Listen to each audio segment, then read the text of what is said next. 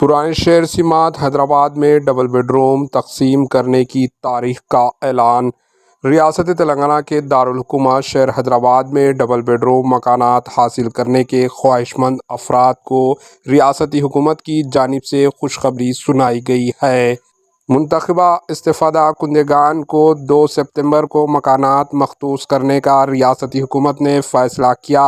ریاستی وزیر ٹی سرینواس یادو نے کہا ہے کہ حیدرآباد کے حدود میں تعمیر کردہ ڈبل بیڈ روم مکانات کی تقسیم کے لیے آن لائن ڈرا اندازی کی جائے گی اور مکانات مختص کیے جائیں گے۔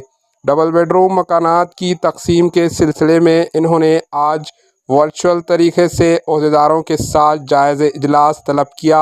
حکومت کے اس فیصلے سے حیدرآباد کے علاقے بہادر پورہ، آصف نگر، سعید آباد، یوسف گڑھ، بیگم بازار اور دیگر علاقوں میں رہنے والے افراد میں مسرت کی لہر دوڑ گئی ہے۔ پیش ہے اس خصوص کی یہ report. Bureau report AHN news.